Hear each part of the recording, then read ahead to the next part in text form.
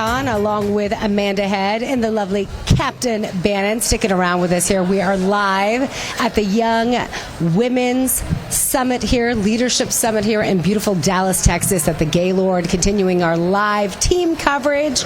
And I don't know about you, but I feel like a woman, right? I've been seeing those signs everywhere. Feeling a little Shania Twain right now.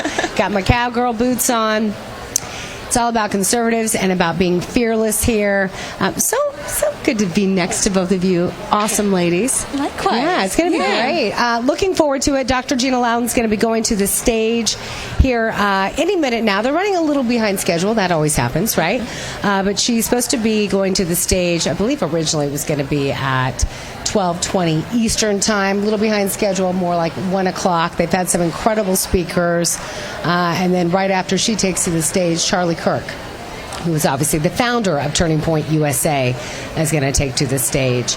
Laura Trump spoke yesterday, and Captain Bannon is going to take to the stage with Natalie Winters this afternoon. Yeah, so we're doing a breakout session. If they're running a little bit behind, it might not be at 2:15 Eastern or Central Time, like originally announced, but we're talking about women in alternative media, so conservative media, not mainstream. So, like Real America's Voice. Yes, 100%. That's what we want to talk about, since we're both very passionate about what we do with War Room.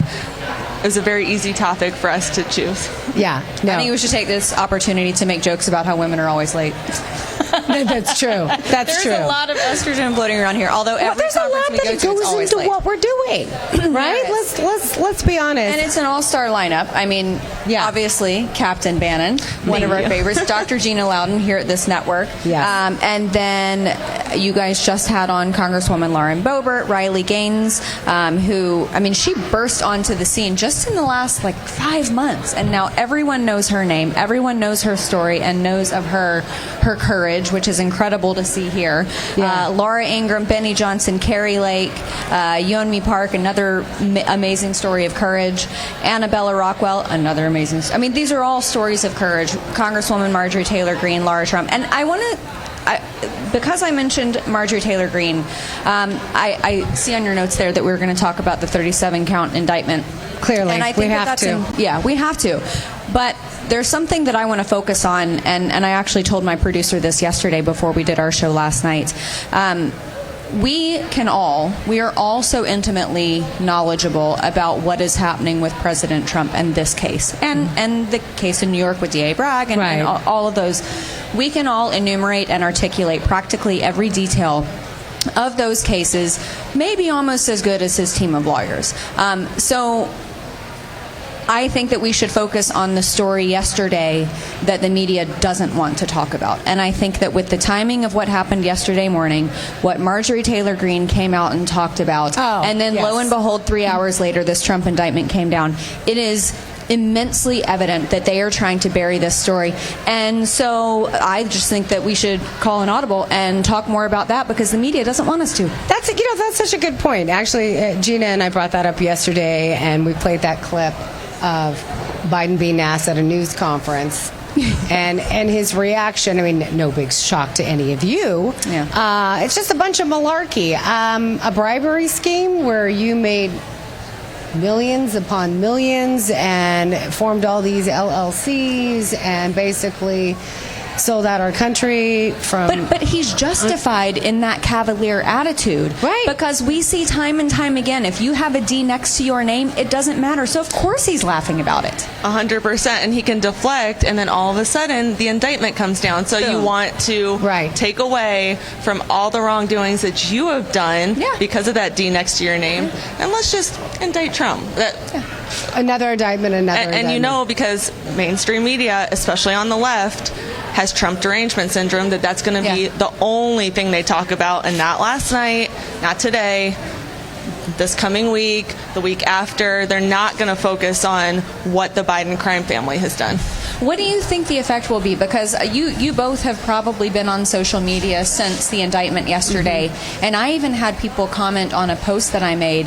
A friend of mine from LA who is an actor in Hollywood, and he commented, I didn't vote for Trump and I don't plan to, but this just might make me change my mind. Really? Now that's interesting. I think there are a lot of people who see this, and they don't see this as necessarily the persecution of Donald Trump. And I don't really necessarily want them to see that. I want them to see the two-tier justice system and see this as a universal theme and the loss of some very important values in this country. And it's a political witch hunt. They see this is the only way that they think that they can stop President Trump from gaining the White House again.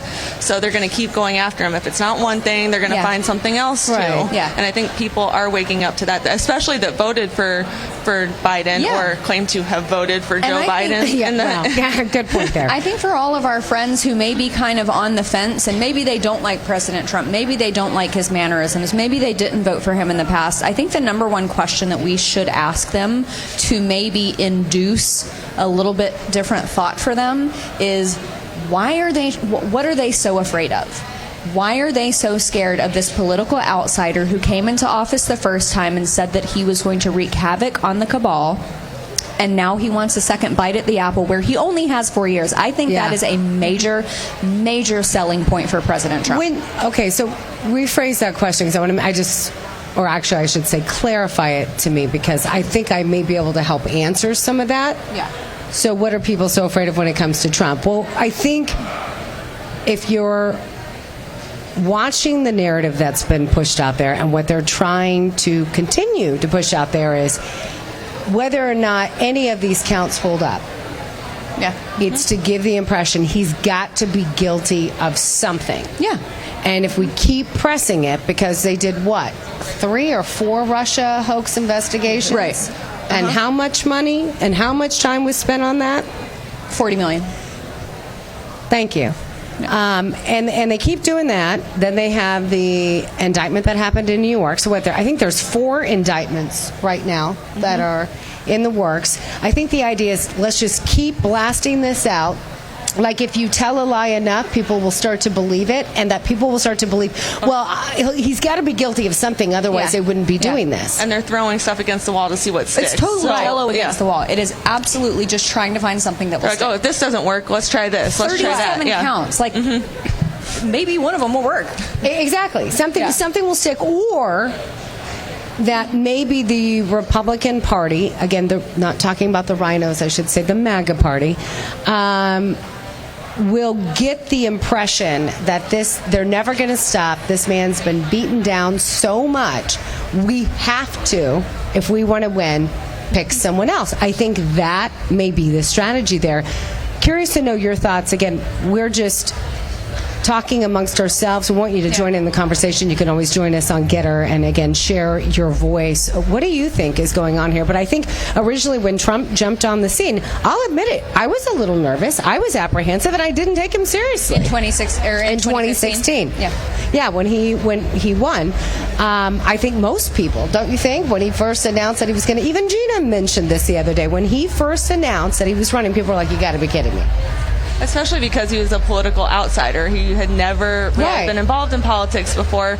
So they're like, everyone knew who Donald Trump was, but it's like, who is this guy in the political arena? And he proved everyone wrong. And I think even for people who in 2016 voted for him because they did see the value of a businessman coming in and treating Washington as a business, I think for those people, there might have even been a little double-mindedness, because while they were speaking that out of their mouth, me included, I was even thinking, okay, but will this work? Because Washington, will it work being run like a business? Because it's been done the same way for so long, and things have been clicking along. But the amazing thing about Donald Trump is that he came into Washington, and he may not have been able to have drained the swamp that he wanted to, but he lowered the water just enough to show us what has to happen. And like I was saying, to show us that the swamp really exists and how deep it really goes. And this was something that we talked about he called into our show 2 weeks ago when we were in Florida, and I think that was when I asked him about this.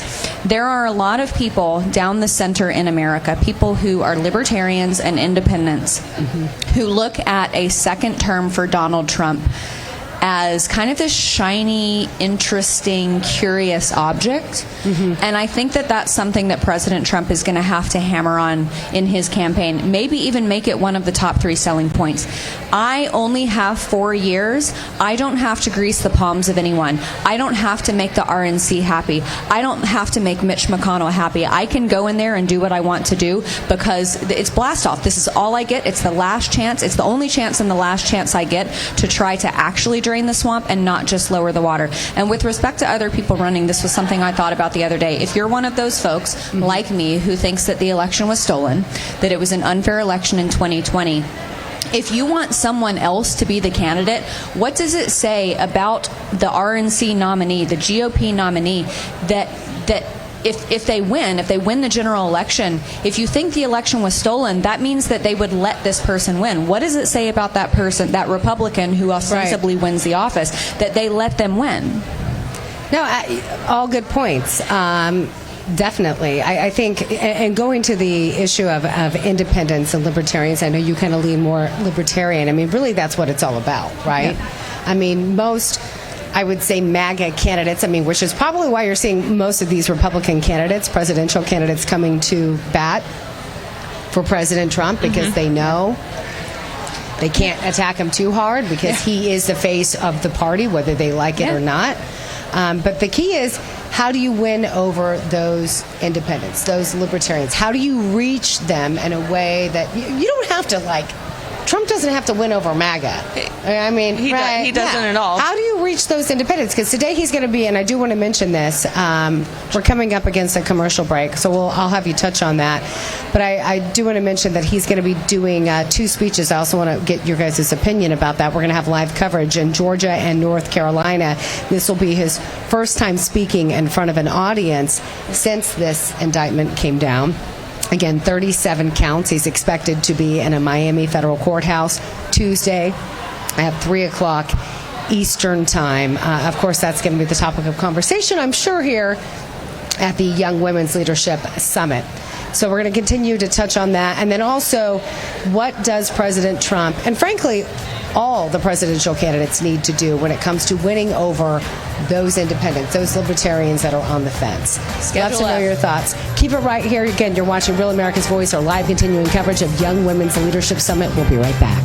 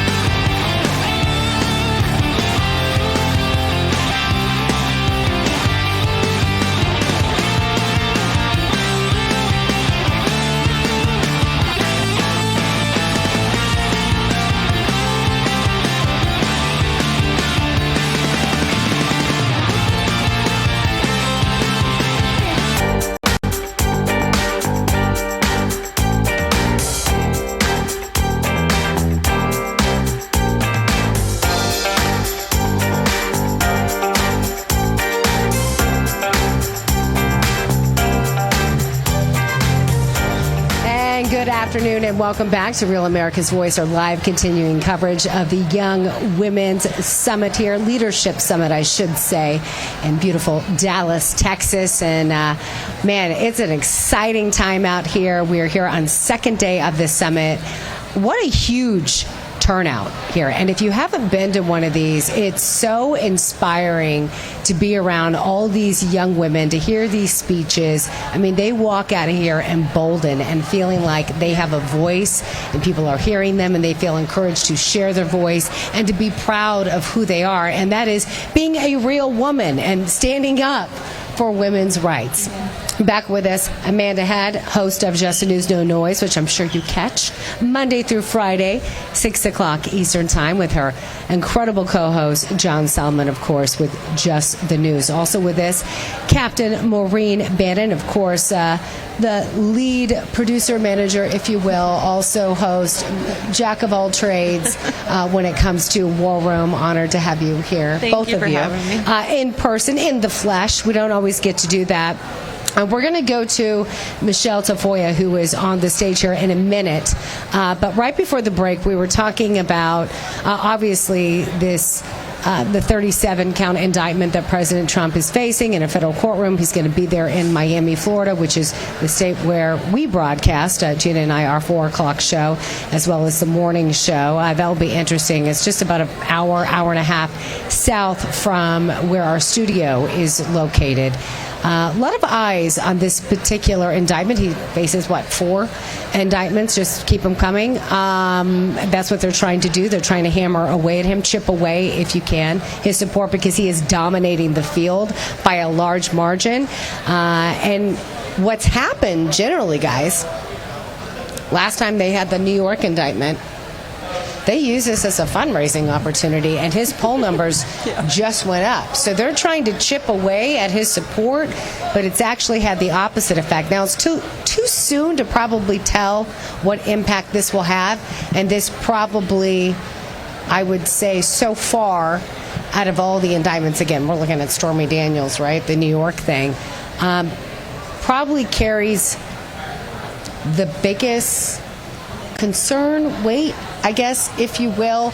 But the key is, how will this impact independence? What do you think, Maureen? Well, I think this secured his nomination for 2024. That's my personal opinion. This indictment, you think, just sealed the deal? I believe so. I mean, with each indictment, it inches them closer, but this one especially. It's just, especially that they're trying to throw out espionage on top of everything.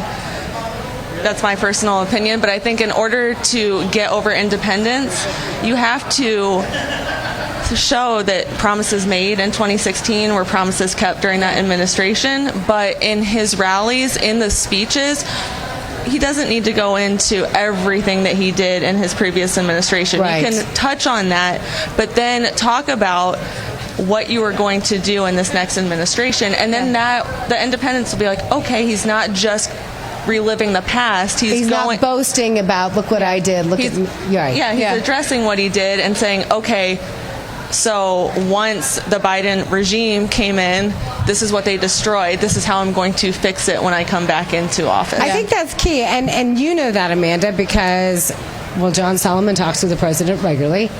And I think he does listen to some of his advice and focusing on policies. I think you're right. And I think we've seen that in some of his videos that he's done on Truth Social and some of these events where he's been speaking. He's been saying, here's the problem. Not like, oh, I fixed it in the past. He's saying, here's the problem, and here's what I'm going to do. I'm going to end this war. I'm going to end it in 24 hours. This is what I think we need to do. Yeah. I mean, he's definitely outlining more than what he did in the past. Right. Yeah, I think that the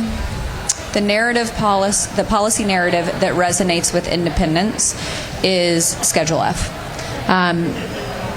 The wiping out of much of the bureaucracy in Washington. When you look at the scope of the federal government and what our founding fathers intended the federal government to look like compared to state and local governments, it is bloated beyond, probably tenfold beyond what the founding fathers ever intended. And yesterday on the show, we had on former Secretary of the Interior David Bernhardt, and he just wrote a book called You Report to Me, and he talks about the bureaucratic delay that exists in practically every sector of Washington.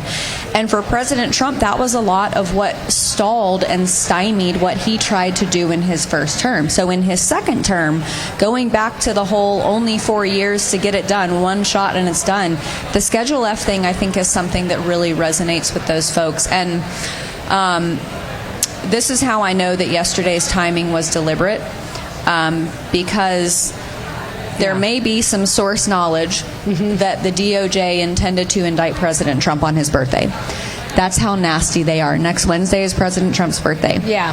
No, that I think was the original intention, but because of the FBI story yesterday with Hunter Biden and Joe Biden and the $5 million bribes, plural, then they had to let the horse out of the barn. Oh, it's Belmont Stakes today. There's a little horse analogy. I saw what you did there. I saw what you did. Maureen, before we go to some of the speakers, I have to ask you, because you've been in the military, and we know that Pence took some documents. We know, obviously, Biden had several documents. But I just want to focus on Trump for the time being. Why did he keep all these boxes of documents, do you believe? Because we've seen the images now that they've released. Jack Smith has some of them allegedly pertaining to military strategy. Why do you think he kept those? So I think as president, you can declassify information. So if he declassified this information, then he felt the need. I'm not 100% sure what his need for these documents were. But you've seen the images that they've released. But if they were declassified information, then it was his decision to take that and not punishable to take declassified information. Yeah. If we're going to punish President Trump for claiming that they were classified and he couldn't declassify them, we need to do that for everyone that did that. Right. So I'd like to see an indictment for Hillary Clinton, for Joe Biden. So why are we going after, it's clear why we're going after one particular person. Yeah. So the argument that I'm hearing, Amanda, and again, I'm just saying what's being reported out there, a lot of mainstream media outlets are saying, well, it's different because as soon as they realize, meaning like Joe Biden, realize that they were classified documents in his garage, Chinatown, wherever, I mean, they keep finding him, he turned them over. And that Trump was resistant when it came to it, that they had been asking for it, the National Archives had been asking for it, and he just refused, and that's why they chose to go after him. That, again, I'm not saying I agree with this. I'm not saying this is factual. Yeah, no, I'm literally saying that is the narrative that's going out. I think, go ahead. But there's the documents that President Trump had. Right. We have known declassified documents. Yeah. Joe Biden, the ones that were found in his garage, classified documents. He never declassified these documents, nor were they declassified by the president at the time when they were put in, when they were taken out of the White House and put into his garage while he was vice president. Yeah. He didn't have the authority to declassify them. I'm pretty sure Obama didn't declassify them before Joe just happened to put them, stack them up in the garage. They're also saying that he supposedly said to somebody, as president, I could have declassified him, but I didn't. Talking about a specific document. Again, I'm just throwing out the narrative that's there. Innocent until proven guilty. We still believe in that, hopefully. The act if we have of two tiers of from justice. The Oval Office as president is what declassifies them. Right. And legally speaking, I get what you're saying, and that's what we're No, I want to counter However, the message that's being out there. So here it is. I think it's going to be very hard to divorce that from the fact that it's not just comparing this to Joe Biden. It's not just comparing this to Hillary Clinton. It's not just comparing it to any general Democrat. There is a specific case precedent pertaining to Bill Clinton from the 90s. I think we've all talked about this on air, pertaining to Bill Clinton and materials in his sock drawer I don't even want to think about what else is in a sock drawer. But anyway, these materials that were in the sock drawer. And subsequent to the PRA, subsequent to the Presidential Records Act, which by the way is a civil statute. It's not criminal. It's a civil statute. Subsequent to the Presidential Records Act and what it dictates, in the case of Bill Clinton, it proved that United States presidents have plenary is the way that it's described in the Presidential Records Act. But in Bill Clinton's case, it said that a president has broad and mostly unchallengeable ability to deem what is unclassified and what he wants to retain. That's going to be a real big hang-up for Democrats because it's somebody on their own side. Right. Now, that's true. And then the other hang-up is he can still run for president even if he does get jail time. And guess what? The other question that pops up, could he pardon himself? Yep. Right? I mean, that's come up time and time again. Your reaction to that? I mean, I think that's a very good question. I guess we'll see if he does. But the left thinks that by throwing out all of these indictments to see what sticks, they're going to stop him. They're going to silence him. Same with my dad. They think that by throwing out all of these indictments, subpoenas, they're going to keep him quiet. Yeah. They're not going to keep either one of them quiet. Trump is going to keep fighting. My dad's going to keep fighting. Yeah. And Trump is not going to, just say, oh, I think I'm going to stop running for president. No, he's not going to do that. It's just going to fuel the fire. Yeah. Right. Yeah. And with that, it just makes his base even stronger and bigger to support him getting back in the White House. So there are some pros and cons, which is kind of interesting with this. So you've got Jack Smith, who was appointed by Merrick Garland, who was appointed by Joe Biden, who's leading this, case against Trump. But to Trump's advantage, the judge who is overseeing that he's going to see in the federal courtroom in Miami, Florida, is one he appointed. Yeah. So that will be interesting to see what happens. Of course, we're going to continue to talk about this, and we want you to join in on the conversation and let us know what you think. Maureen Bannon, again, you're going to be speaking this afternoon. I know they're a little behind schedule right now. Again, we have Michelle Tafoya on the stage. We're going to be having more speakers. A little behind. Dr. Gina Loudon is going to be speaking. You're scheduled to speak at what time? So, right now, it's scheduled at 2:15 Central Standard Time. But here's the positive thing. We're going to continue to bring you live coverage so you can keep it right here, and also you can download the app, and they will keep you up to date on the schedule as well. Again, more live coverage here at the Women's Leadership Summit here in beautiful Dallas, Texas, Turning Point USA. Incredible speeches coming your way. We'll be right back.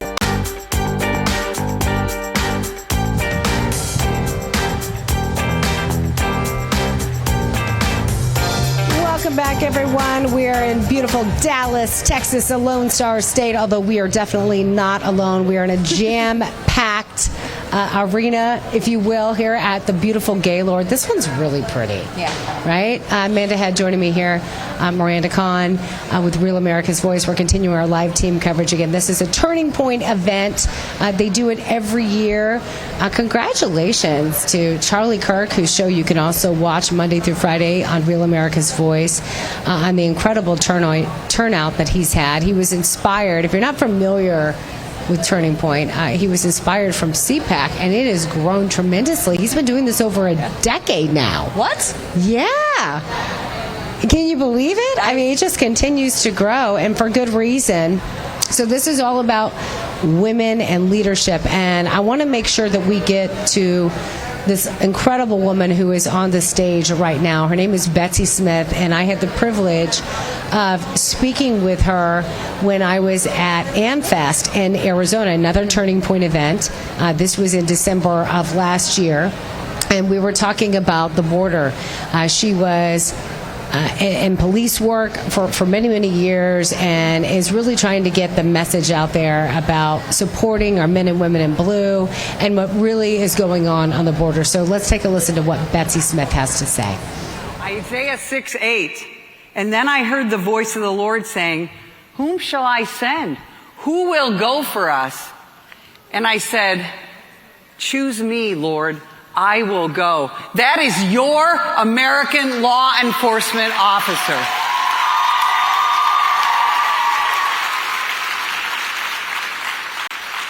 Here's the thing, ladies.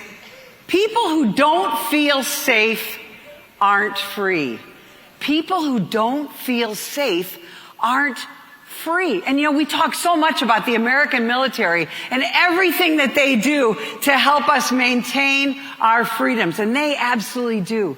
But your day-to-day freedoms to move safely in your community, drive your car without getting carjacked, go to the store without having to get pushed aside by a felonious shoplifter, you know who's responsible for those freedoms? It's us, the American law enforcement officer. We need you. We need your support. I ask you to go to nationalpolice.org, follow us on Twitter and Facebook, subscribe to our YouTube channel, come out on Media Row and say hi to me, get one of my Thin Blue Line stickers, and of course I got chapstick. And I want to thank you all so very much for supporting the National Police Association and your American law enforcement officers. Thank you so much.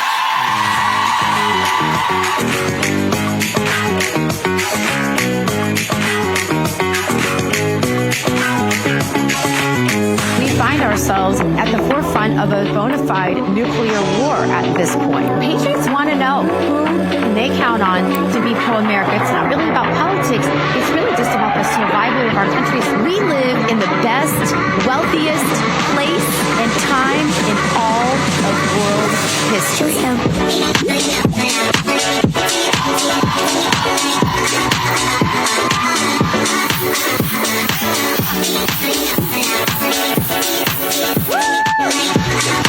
Women Leadership Summit. I am so happy to be here with you. Oh my gosh, I'm not even gonna lie right now. I have to tell you, I begged to come here today to talk to you because I got to talk to you 3 years ago. Were any of you here for that 3 years ago? Awesome, welcome back. I made friends then that I've kept through the years, and I want to do it again. So I'm so happy to be here. I hope I get to meet every single one of you in person after this. I've got to give a big congratulations, right, to Turning Point on 11th birthday and to Charlie Kirk. I also want to make sure you know, do you know that there are hundreds of volunteers backstage who made this whole thing happen, and it is so organized down to a T. Let's thank them.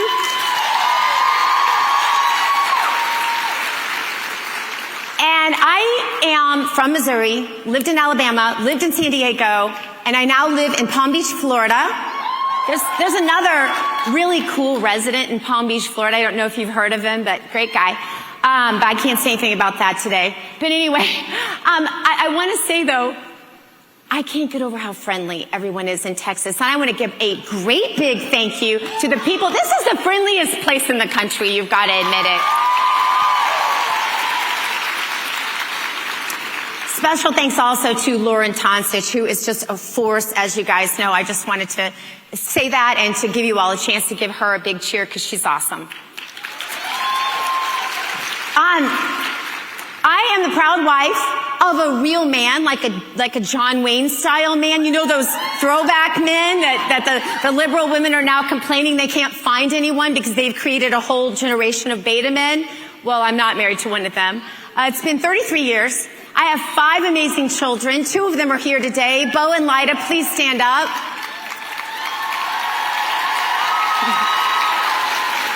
They're both Turning Point ambassadors, and I think my whole family, even my dogs, I think, are Turning Point ambassadors at this point.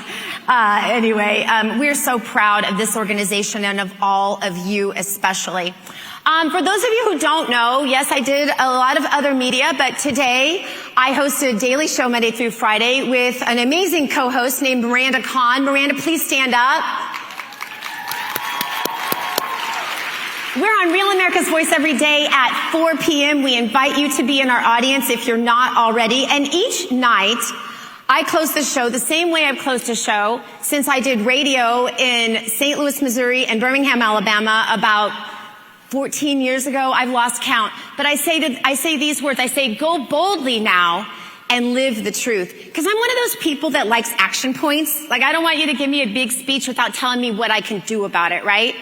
And so every night I say those words, go boldly now and live the truth. But living the truth at your age was a very intimidating prospect for me. I think at my age, you sort of have this woven blanket. It all starts to kind of fit together, and things that happen in life don't quite affect you the same way because you've kind of been there and done that in maybe some other way. But I want to talk to you today about living the truth. And by the way, it's not living your own truth. It's living the truth, and there's only one truth. Whenever I write the word truth, by the way, too, I capitalize the T, because there is one truth, and it is God's truth, and that's the truth we are instructed to live. Brooks Atkinson, somebody you never heard of and really don't need to know about, but he had a great quote, and I've never forgotten it since I heard it when I was right about your age. He said, people everywhere enjoy believing things they know are not true because it spares them the ordeal of thinking for themselves, big hard axe here, and acting upon what they know. Have we ever seen that more true than it is today? So what do you do about that? Well, I have a couple of things I think you can put in your pocket and take with you. Little seeds, little nuggets that I've come across in my life. And the first one is this: know truth, be ready to defend it, never deny it, never distort it, never compromise it, and never stop fighting for it, not for one moment. You may have noticed a quote when they said I was going to come speak here. You never know what they're going to put on there. So you're like, oh, I've been doing this for such a long time now. I'm always like, what are they going to use? But it said, I'm a 5'1" petite female, unless I wear these heels, and my pistol is my equalizer. And very true. But what you may not know about where they got that quote, and I didn't choose it, they chose it, is that it came from a moment of my life that I would definitely not consider one of my favorite. My family and I engaged in a reality show called Wife Swap. Is everybody here familiar with Wife Swap? I probably don't strike you as the kind of person that would go on a show like Wife Swap. Married 33 years to the same man, conservative homeschooling mom. Don't exactly fit the bill. That's exactly why the producers wanted me, because there's only one thing real about reality TV, and I've talked to many of my friends who've done reality TV also, who are conservatives, and that is, it is really true that they don't like conservatives. And so, but you know, it's an opportunity also, right, to take a stand and to live for the truth. And that's not always easy, and sometimes it's really scary. And in this particular example, I remember when I was preparing my children for this, they were about ages maybe 6 to 16 at the time, maybe even a little younger. And I remember saying, okay, quiz. if the person that comes to swap with me, right, the woman that comes to swap with me, what if she has horns and she looks like the devil and she has a green face and warts all over her and she says horrible things about mommy? What do you do? And the answer, love her. And we would do this every day for weeks and weeks leading up to this television filming that we were going to do. And my kids are so sweet, and they went along with this, and they did such a great job. And I can't say that the woman who came to our house was so horrible, but the house that I went to was horrible. I could have never been prepared for a polyamorous household. Yeah, and for those who don't know, what a polyamorous household is, I'm really happy for you. But it's a little like a polygamous household, only without the love and without the marriage part. So the guy just gets to have kind of as many girlfriends and babies, mama babies, baby mamas, whatever, as he wants, and there's no real allegiance, and it's just very sexually degrading, I guess. And I come from the school, my mom taught me that, you can make your choice about what you want to do in life, but sexual purity pays in the long run. Every time. So, I went to where I didn't know I was going, somewhere in New York. The house was filthy, the guy was mean, the kids were, it was so sad. It was really so sad. And of course, none of this was depicted on TV, right? I started trying to teach them what fruits and vegetables are because they didn't know, and they ate mostly chocolate and drank chocolate milk and had the impending diseases that come with all of that. And they instead depict me as some sort of food Nazi, mean mom, et cetera, et cetera. I pull out my Bible and throw it at them every time, just ridiculous. But this went on, and this was not pleasant. And do you all know the term Stockholm Syndrome? Raise your hand if you don't, and I'll explain it. Stockholm Syndrome is a psychological factor. My too many letters behind my name say that I studied psychology for way too long and learned a lot of liberalism, and that's about all I learned. But Stockholm Syndrome is a real thing, and I didn't know it was a real thing until this point, where you begin to identify with your captor if you were kidnapped. And we have examples in history, but I don't have time to go into those anyway. There's a bit of that in these shows because they detach you from your world. I had no contact with the outside world, no phone, no computer, no ability to talk to my family, and I was completely in this cocoon of the show, while enduring mental, emotional, sexual harassment and torture in ways I can't even tell you. And anyway, what I want to say about that, though, is that despite all the mean things and the threats, not just from the guy who was the polyamorous dude that was on there, and the things that he said to me, like he would come and kill me if I ever told my story, things like that. Not just that, but even the producers, they had the whole script pre-written. A producer afterwards who took a liking to me sent me the pre-written emails of the scripts, right, that they wrote before I was ever on there to try to make my husband and me look bad.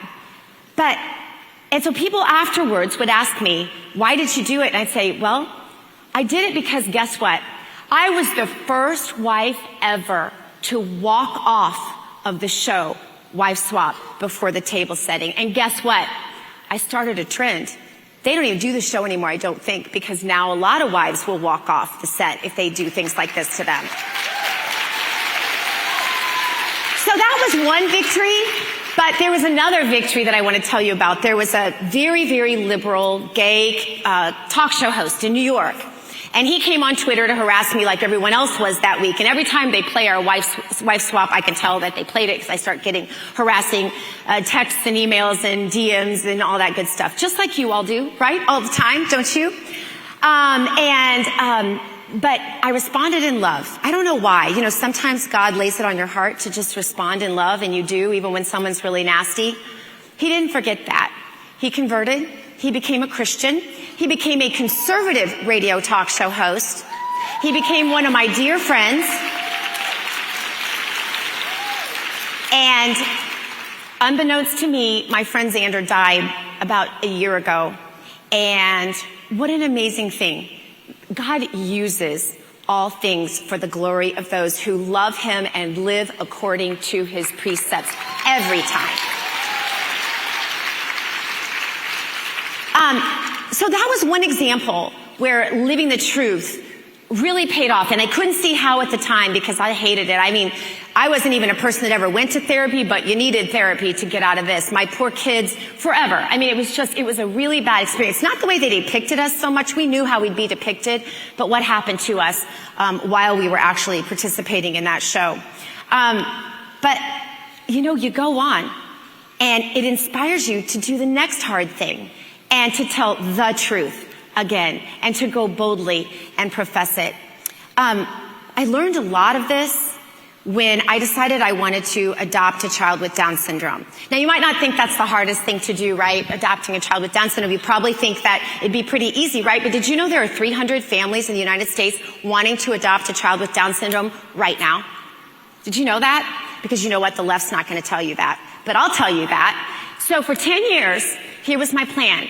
I called Planned Parenthood every year, and I said, I want to adopt a child with Down syndrome or any special needs. And I made this little book. You know, I mean, I'm a homeschool mom. We do the arts and crafts, right? I made this little book, and my husband's Senate office. My husband was a senator in Missouri. I homeschooled all of my kids there. I loved that phase of my life. And while they were doing their little art projects, I was making these little books, and I would send them to Planned Parenthood, and I would say, if you have a girl come in, or a woman, whatever, and she maybe doesn't want to kill her baby, would you please send her to my family? We'd love to talk to her about adopting her baby. Well, in 10 years of trying, how many calls do you think I got from someone at Planned Parenthood? 0. Finally, one day, see, I should have had you around. You could have told me. Finally, I got a lady to answer the phone at Planned Parenthood, and you know what she said to me? We're not in the business of adoption. Yeah, that's not their business. That's not their business model. They make billions of your tax dollar money. That's the reason why they're in the business they're in. I was not going to get a baby that way, but you know what? On my birthday, which is January 27th, this is going to mean something in a minute, 1/27, right? That's my birthday. On that day, I was on bed rest. I had just miscarried twin boys. When I miscarried the twin boys, I called my best friend. I do what we all do, right? When we're in crisis, call my best friend from high school, Niall, and I said, Niall, you know, this is happening to me. I'm holding these 2 little lifeless babies in my left hand. I've got 3 toddlers downstairs trying to take care of me because I was on bed rest for this pregnancy, and I lost it, obviously. And she said these words, these true words that were hard to say in this moment. She said, God will restore what the locusts have eaten away, Gina. You have to stand now in this moment in faith. I was so mad I almost hung up on her. I literally didn't speak to her for months. How could you say such a thing to someone going through what I was going through? I thought it was the most unkind thing I'd ever heard. And I'd heard a lot of unkind things. When I set out to adopt Samuel to begin with, our child with Down syndrome, when I set out to adopt him, I had friends say things to me, this really happened, say, it's selfish of you. You're ruining your family pictures. I had friends say that to me. So you can't believe the things people say. But this was offensive because you don't use God against me in this moment. God's not going to restore the twin babies I just lost, right? Well, so on my birthday, 1/27, I'm laying on the couch. I get a phone call. And you know those phone calls, you just kind of know it's going to be a something phone call? It was like that. And it was a Christian adoption agency. And they said, we have a baby that was born. He has 10 congenital abnormalities, including Down syndrome. He's probably going to die. He's already on a feeding tube. But we'd like to put your name on his death certificate if you would be willing to adopt him. Now, I have 3 toddlers that are excited about this baby I'm pregnant with right now, because I'm pregnant again now, right?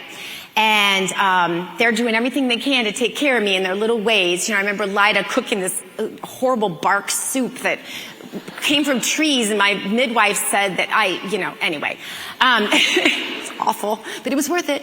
But anyway, and so I call my husband. He has his major pro-life legislation, which, by the way, subsequently became the landmark legislation that makes it so if you're a doctor, you can't live more than 30 miles. You can't take a girl across state lines for abortion, whatever. You see that law all over the country now. That's my husband's. It stood up under the Supreme Court. And he happened to be in the governor's office that day negotiating that bill. And that's, of course, when I call. I'm like, honey, oh gosh, there's this baby, and they say he's going to die, but he might not die, and they just need a family to adopt him, and can we? And he says, call him back and say yes. Now, Gina, I've got to get back in this meeting. And I said, call him and say yes? He goes, yes, call him and say yes. Honey, I really got to go. I've got to get back in this meeting. I stepped out to take this call. I go, but the baby's in Tampa, Florida, and we're in Missouri, and we have to drive there. I don't even know how we're going to. He goes, your mom's a nurse. Put her on a plane. Go have her love on that baby. We'll get there as soon as we can. He said, oh, and by the way, guess what? You're the mother of twin boys. God did restore what the locusts ate away. One of those twin boys is right there, Bo Loudon. And the other, I don't know where the family picture is, but the other one is my beautiful son, Samuel, that we ultimately did adopt. And he is the shining light in our lives. We call him the belly laugh. He, by the way, has a book coming out. My daughter Lily wrote a book, and I'm going to talk about that in a minute, but we have a book coming out about Samuel. It's a children's book. And you're going to love this one. So all of this kind of points to where we are today. Because God is devising a path. The moment our faith is even slightly rattled, right? The moment you start to go, can we put this, and you guys, oh my gosh, what you've endured.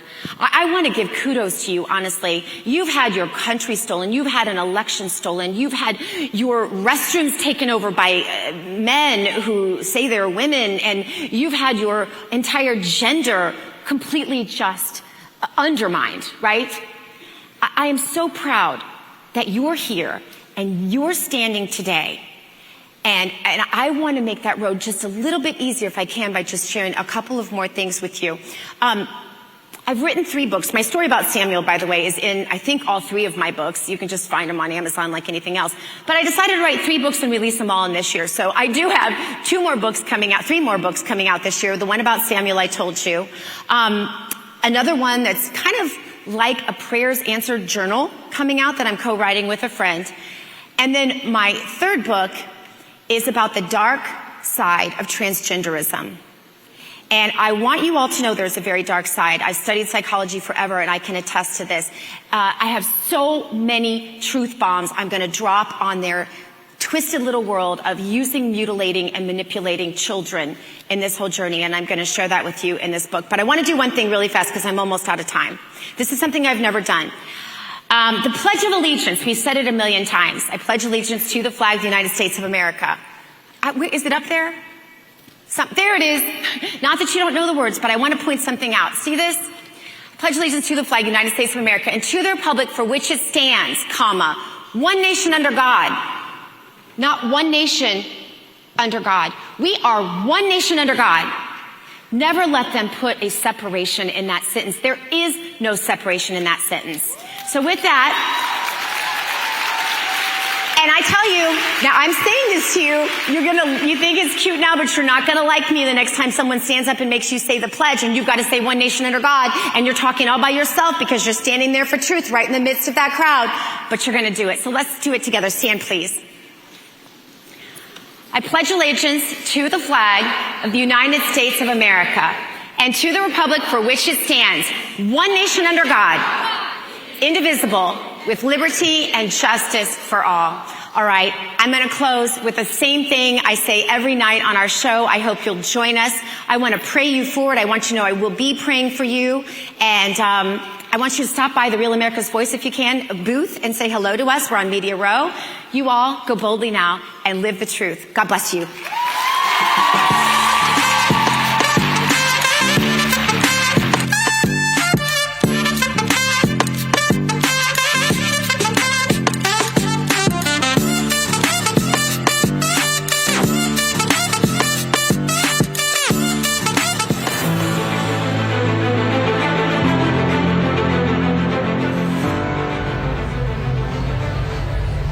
And you just heard from the one, the only Dr. Gina Loudon. And in pure Dr. Gina Loudon fashion, we did what we always do in the 4 o'clock show. We switched our seats. We've done that. Did we do that? We did that a couple times, and it really threw people off. They were like, why are you switching your seats all the time? Why do you switch it? Just for fun? No, I think, at first we switched it because she had a particular side that she liked. And then she thought, well, maybe I should be on this side. Do you mind if we switch? And I said, no, I don't care. And then she was like, you know what? No, I want to go Switch back. Switch back. And I said, that's fine. I love that's fine. it. And we did it because your hair. when I'm like this in camera, then it kind of covers my face. So, and we want to see your beautiful if I face. part my hair in a different place, I get a migraine. So Oh, I know. You're battling that. You're battling that. That's all right. You and Gina both have that. I'm very blessed to work with people who are amenable to change. So thank you for letting me switch. No problem. No problem. That's what we do. As long as you keep being a woman, a real woman. I can't believe I have to say that. Yeah, We're I know. good. I know. Dr. Gina Loudon just delivered it. She was so excited to deliver that speech, Yeah. and I'm just so happy to see her do that. She has been instrumental, huge part of Turning Point USA. She's also an ambassador, as well as her children. I think you heard, probably her animals are included in that as well. Can I tell a little personal story about Dr. please Gina? do. So some people know that I was in the music industry before I switched over to politics, and that happened in January of 2016. And so a friend of mine had advised me that I should come to CPAC. I had never heard of CPAC. I had no idea what it was. Right. So I bought a plane ticket and found an extra badge that this friend had. He gave it to me very benevolently, and I'm grateful to him too. But I came to CPAC. I didn't know anyone except the friend who told me I should come to CPAC if I wanted to be in politics, and his booker, Josh Delano, who a lot of us know here. Love Josh. Who didn't know me from Adam, only knew that I was in the pop world, in the music industry, and he just took a chance and slung me out on Media Row. So I'm grateful to those, but one of the people I met at that very first CPAC was Dr. Gina Loudon. And you know, this is kind of a snaky biz. When I left the music industry, I think that I had ideas of grandeur that the world of politics was going to be less crazy and less evil and corrupt and all of that. And unfortunately, it's not. I jumped out of the frying pan into the fire. But I like how you But put let that. me tell you, the women who I have known who have nurtured me and built me up in this career, women like you, are all amazing. God has blessed me with incredible women. He has insulated my career with amazing women. And Dr. Gina, that first time, gave me a platform. She at the time was doing a show on another network, and every Friday she brought me on for a rapid fire round of topics, because she knows that oftentimes I talk fast and I like to get to the point, and I like to ramble through facts and statistics. So she brought me on for that every Friday, and then she would let me fill in for her. She at the time was in San Diego. And let me tell you, it is not often that you find women who are willing to take other women under their wing, and I know you've done that with women too, and I applaud you as well. And Dr. Gina was one of those women who, and even my husband recognizes this, that she's one of the reasons that I am where I am today, because she gave me a platform. She gave me an opportunity to flex muscles and to learn and to fall down and to pick back up, and to just have those lessons that ultimately brought me to Real America's Voice. And I have the utmost respect for her, and I love y'all's show. It is fantastic. It's one of the best shows on this network. You're so sweet. I'm so glad you shared that story. That is awesome. And you know, I'm learning every day. And here's a little interesting factoid for all of you out there. Since we're all just getting personal, getting to know each other a little more, I actually used to interview Amanda when I was on another network when Gina and I used to co-host together. So I forgot about that. Yeah. Yes. So the family That is other all network. together again now. Isn't that and amazing? We work with an incredible group of women, and I'm so honored and blessed every day to be here, here with all of you. And Dr. Gina Loudon is the reason I'm here at Real America's Voice. So she's an incredible woman, and she's a firecracker. Yes, she is. And we love that. She likes to say that I'm the sunshine and she's the storm. But I have learned so much from her, and I'm learning so much from you as well. So it's an honor. We're going to continue our live coverage here at Turning Point USA, but we're going to take a little bit of a break and go to Wayne Allen Root, of course, the host of the Top 10 Countdown. Really curious about what he has to say in light of all the breaking news. So we're going to go to that, and then we will rejoin you and an hour from now with more live continuing coverage. Also, want to remind everybody that President Trump is going to be speaking in Georgia. We're going to have live coverage with Donna and Donna with Cowboy Logic. We'll be right back. The state of Florida.